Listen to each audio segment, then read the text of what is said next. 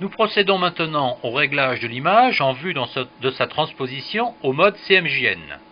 Nous avons installé la palette des infos et nous allons préparer le changement de mode en utilisant une commande de réglage, les courbes.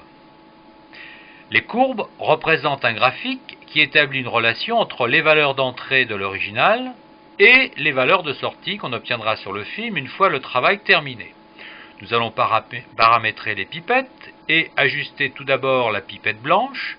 Le sélecteur de couleurs nous propose des valeurs nulles sur les 4 canaux des encres primaires.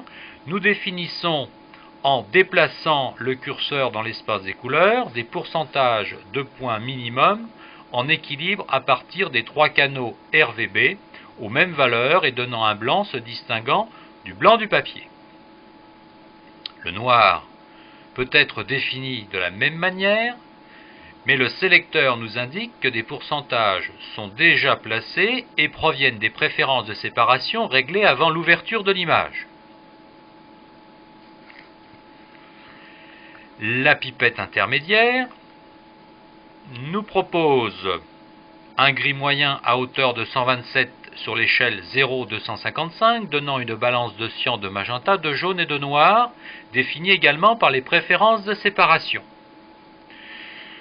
Nous pouvons à ce stade remplacer les valeurs de gris neutre par 8 de cyan, 33 de magenta et 40 de jaune, nous donnant une tonalité à dominante chair.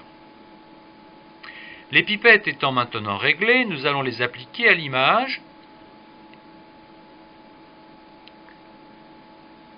D'abord la pipette blanche, que nous réglons en la plaçant dans l'image.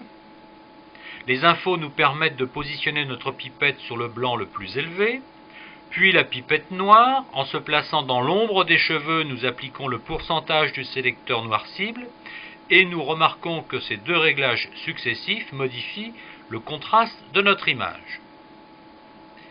Il nous suffit maintenant d'appliquer la pipette intermédiaire dans la joue du visage.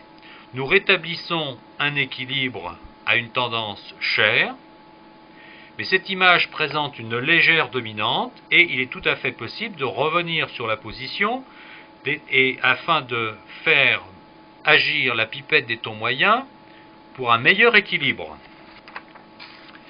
Cette image étant maintenant réglée sur les valeurs extrêmes et les tonalités intermédiaires, nous pouvons utiliser le profil du graphique afin d'améliorer dans les tonalités les plus denses en donnant une forme concave à la courbe à hauteur des 3/4 de ton, une diminution de 5% entre les valeurs d'entrée de l'original et les valeurs de sortie.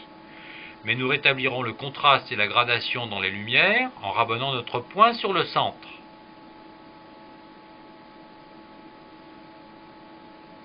Nous pouvons valider ce réglage et préparer notre image au passage du mode RVB au mode CMJN.